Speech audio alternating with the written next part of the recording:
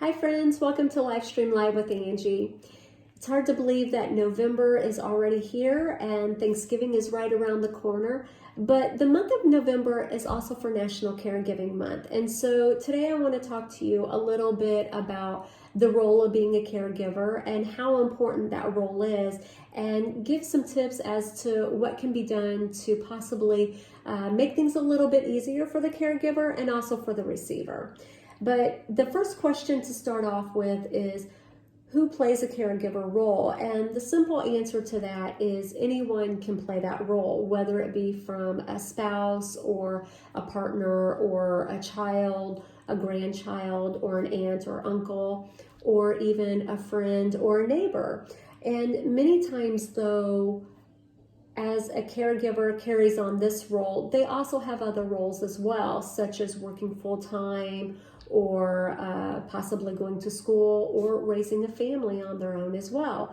And the role can become overwhelming. So we want to talk a little bit about that and, just talk about some of the steps so that can be done as a caregiver, so that way things can be a little bit easier. So, where do we start as being a caregiver? And that starts off with the person identifying themselves as being a caregiver, because an individual needs to acknowledge, though, that they are caring for someone, whether it be some minimal tasks that they're doing on rare occasions, or it's being done more frequently or on a daily basis.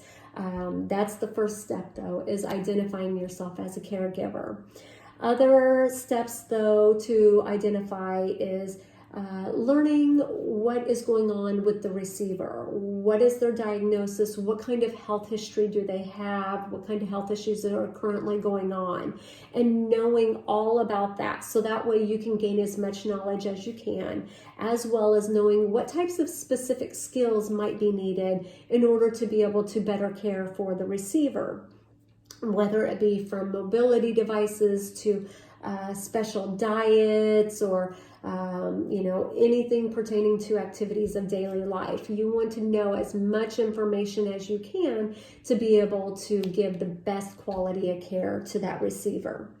Knowing about the legal documents, any advance directives, anything like that, that's important to know as well, just in the event, though, that there's an emergency situation that would arise. And is there any family members or friends that are available to also help be part of this circle in the care for the receiver? It's important to be able to have a good support group through that. So that way you can keep communication going strong, not only with the family and friends, but also with the receiver. If they are capable of understanding and making decisions, it's very important to keep them involved for as long as possible. So that way they can maintain independent and feel, worthy and well. Also, keeping up to date on other current situations that are arising, and identifying different types of resources for yourself through, whether it be personal or through the community, because having a good resource to be able to lean on is very important, because caregivers are not alone. There are thousands of caregivers out there taking care of receivers, and it's important to be able to know, though, that you have that support group available for whenever you need it. So, but the first thing, though, for a caregiver to do for themselves is to make for sure, though, that you are doing okay and that you have a good well-being, because that starts with yourself. And then once you can take care of yourself, then you can take care of everyone else. I too used to be a caregiver, and so I know what it was like to be able to put my well-being on the back burner and put everyone first. And eventually it does catch up with you, and it's not easy, but you feel like if you can conquer the world, and you want to do everything you can, though, to be able to take care of the people that you care about, And but caregiving can definitely take a toll on you. It can cause you to be emotional. It can cause depression, and so you definitely want to make for sure, though, that you are doing well yourself. Setting some good realistic expectations for yourself and also for the receiver, because you want to be able to set goals and reach those goals, as well as the receiver that's receiving the care. Knowing when to say no to certain things that you know that is out of your capability. Although you may want to try it and everything, it's okay to say no. You don't want to push the envelope and do something, though, that you shouldn't be doing. Building up resilience, that can become more and more as time goes on, and say an individual's health is declining, or and the job role of the caregiving becomes more challenging. So caregiver needs to be able to build up their resilience, know what their button pushers are and their stressors, and also know how to cope with those. So identify your coping skills. And like I said, making sure, though, that you are eating properly, exercising to release that stress and that anxiety and feeling overwhelmed, and getting adequate sleep is very important for a caregiver. And lastly, though, knowing when to ask for help. It's okay to ask for help, and to be able to have someone to be able to be a backup, to be able to give you as a caregiver that time off that may be needed to be able to recharge. It's very important. So not only is it important for you, but also for the receiver. So what are some things, though, that can be done as far as a caregiver to try to make things easier, for yourself and also the receiver? And you really want to be able to identify what areas that receiver needs help in. Some areas may be more than others, and we definitely want, though, the receiver to be encouraged to do as many tasks that they can, and on their own, so that way they can maintain their strength and their independence for as long as possible. But one of the tips, though, that I can give is that I did when I was doing in-home care or being a caregiver, was I always kept a binder for that individual, and I kept it in a location that was easy to be found, whether it be on the counter or it be up in a cabinet, though that is easy to see, and it was well labeled. And in that binder, it had information pertaining to that receiver as to what kinds of tasks were needing done as far as activities of daily living. Are they needing bathing? What are they able to do on their own while they're bathing? Are they able to take a wash rag and wash their legs or their upper extremities, and or shampoo their own hair? Or do they need a full assist? Home and safety maintenance. Were there any types of home safety or maintenance that needed to be done? Any concerns, anything like that should be kept in that binder? Housekeeping. What kinds of housekeeping chores need to be done? Can that receiver sit in a chair and fold wash rags, which is great therapy for an individual. Helps keep those motor skills going, and it's a small activity. So also as far as dusting, vacuuming, things like that. Healthcare is very important to keep that information in there. What doctors are they seeing? How frequently are they going to their physicians? What hospitals do they go to? As much information you can have in a binder or a folder, the better it is. Personal care. Again, are they able to brush their hair, brush their teeth or their dentures, things like that, or do they need assistance? Medication management, that's important as well, as their health may digress on, and do they need to have a change in medication? Has that happened? If so, you definitely want to keep that documented. and how frequently those medications are and everything. Mobility and transportation. Do they use any mobility devices? Maybe they don't use one inside the house, but maybe when they're out and about being transported, they need to use something. So that information is good in there. Transportation. Do they depend on public transportation? Do they depend on senior transportation, a friend? Who does that for them? Any legal and financial issues? Don't keep any of that stuff to where everyone can see. It's great to keep that in a lockbox, but definitely have that location in that binder just in the event of an emergency situation. And of course, any type of socialization, companionship activities, or recreation that receiver likes to do, that's always good to have in that information as well. Maybe they like to go to the senior center for bingo, or to the library to get books, and so all that information is very important, because again, we want to try to promote as much independence and socialization as much as possible. So those are just a few pointers that are great to keep in a folder, and accessible, because in the event though that another family member comes in to help out, or a friend, or someone from an organization, that way they can have that binder and go to it and see what all has been going on with that individual. And also in that binder, it's great to have an area for any type of documentation communication, because you want to keep strong communication with everyone, as well as the receiver.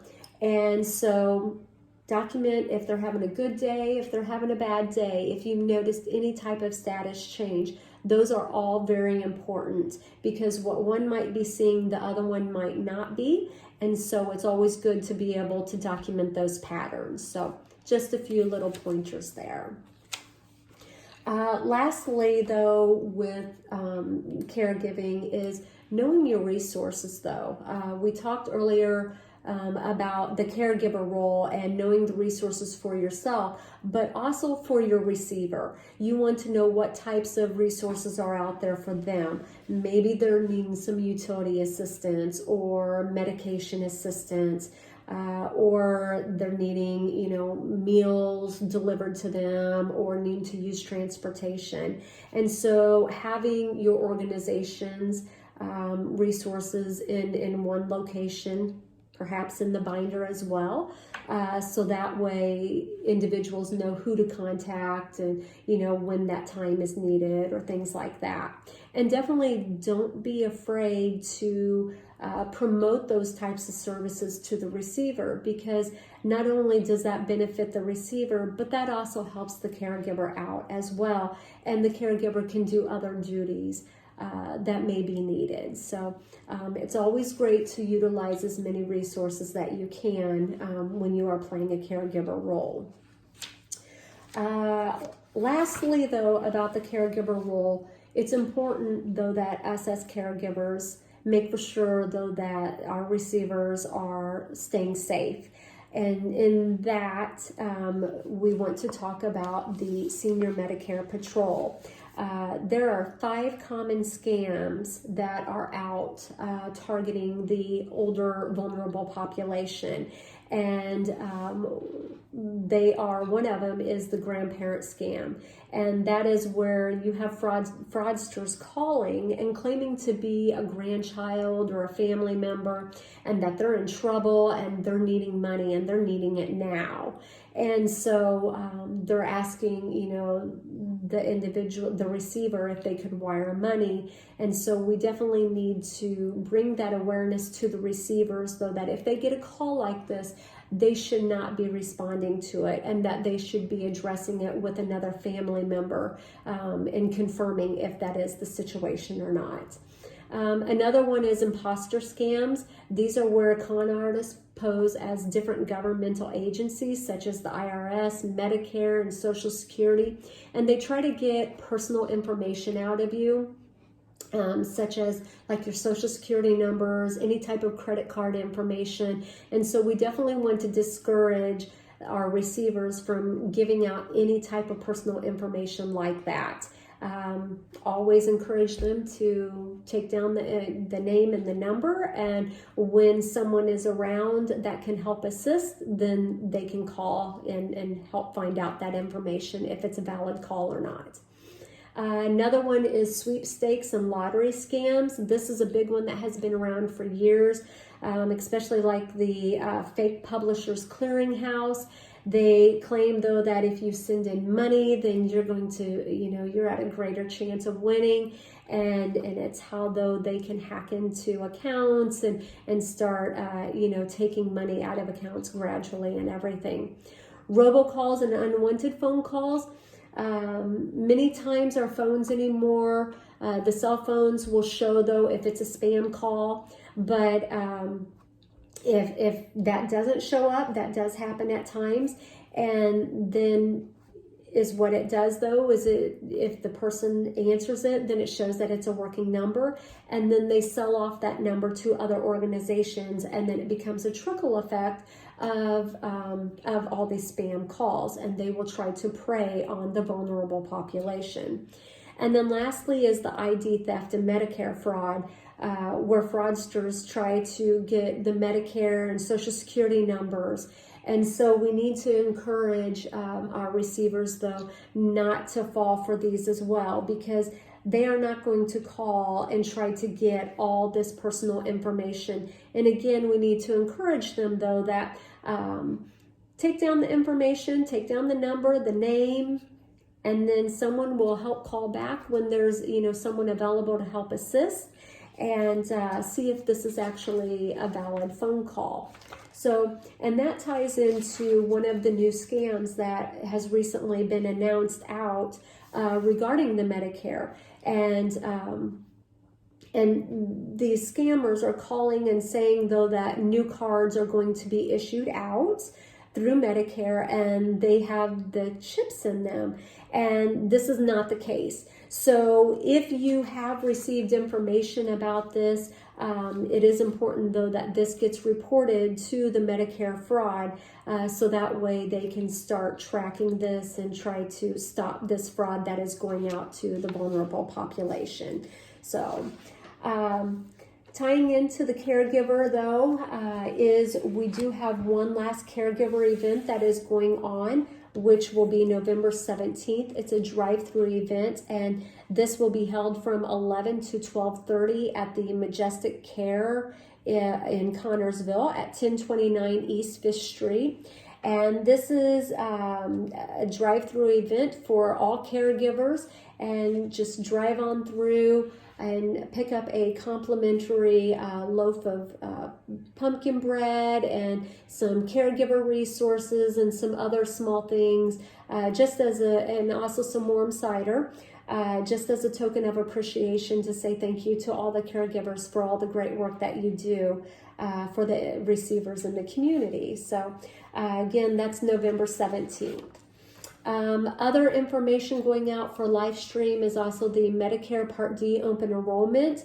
We are having drive-through events for those, and those are held in 3 different counties of Delaware, Madison, and Wayne County throughout the remainder of November.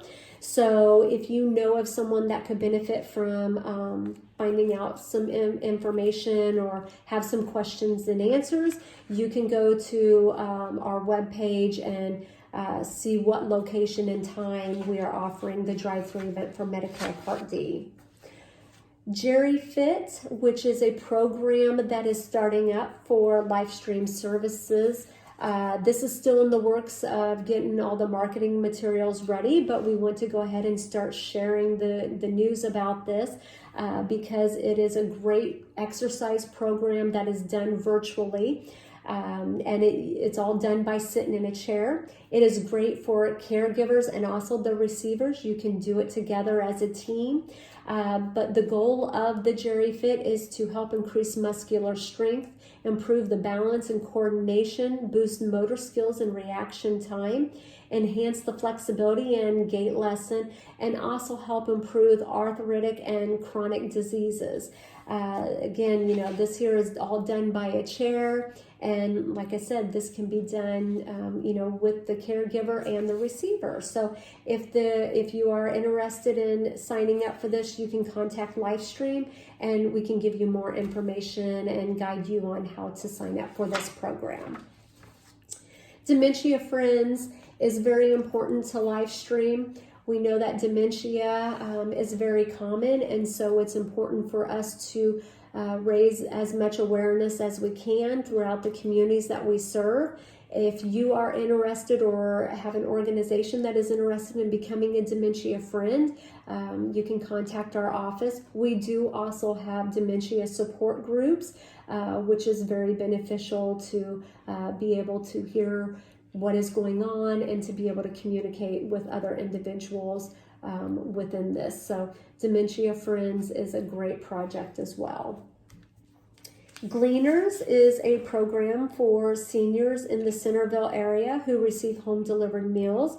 So if you know of someone though that could benefit from receiving fresh fruit and pantry items a couple times a month, they can contact us about the Gleaner program. Senior Safety Net Food Distribution. This is for individuals 60 years of age or better. And again, some of these programs are offered in different counties. It does vary as far as the locations and times and everything. So you want to contact our office to find out more information about this. Curbside services, again, this is another one that varies within counties. And this is a program for individuals 60 of age or better. And the registration is required for this, so that way we can assure that everyone is receiving their meal package. But it is a 5-day meal plan that is prepared up and delivered right into your vehicle as you are pulling up through the drive-thrus and everything. So if you know of someone though that could benefit from a curbside service meal, they can contact our office and we can get you set up with that and find out the locations. The Friendly Caller program, this is a great program that has been kicked off for a few months now. The goal of this is to provide friendly phone calls on a weekly basis to individuals who are homebound, feeling lonely, depressed, and right now is no better time than ever to be able to provide this program because as we're not able to get out as much and everything, and especially with colder weather coming on, it's very crucial for us to reach out to these individuals to try to prevent isolation and depression as much as possible. This program is primarily done with volunteers. So if you are interested in either becoming a volunteer or you know of someone though that could benefit from receiving these calls, they can contact our office and be connected with Laura Bray, our volunteer coordinator, to get signed up for this. We also have our Angel Wish program that has kicked off for the holidays, and this is very important because this provides a gift set to the individuals within our 12 county service area. We have different ways of helping to support the Angel Wish. One is by making a monetary donation. Each $25 that is donated helps provide a gift set to an individual, or being a delivery elf to help deliver these gift packs, which is very rewarding. And then also we also have sponsor levels. So if you are from an organization and would be interested in sponsoring at a level, then there are ways to do that. And you can go to our website, you can go to Facebook and donate. There's multiple ways you can contact our office. So if you are interested, check out Angel Wish and see how you can help support that way. And lastly, with LifeStream Services, a new project that was recently kicked off is the PASTA program, which is otherwise known as Parenting a Second Time Around. And the goal of this is to provide support for individuals who are providing kinship care, grandparents raising grandchildren, and just to help individuals with the transition of children coming into the home, helping cope with the different behaviors that are going on, especially with teen behavior and and the acceptance of what is happening with everything. Right now there are 2 workshops though that are offered, with others though that are going to be offered in the near future. And these workshops can be done online or they can be done in person. So if you or you know of someone though that could benefit from a support group from being kinship care or grandparents raising grandchildren, contact our office to find out more information. So otherwise, that does conclude everything for today. And if you need any information or need any assistance whatsoever, don't hesitate to contact LifeStream Services, and we will see what we can do to help you out. But otherwise, until next week, stay safe and be well.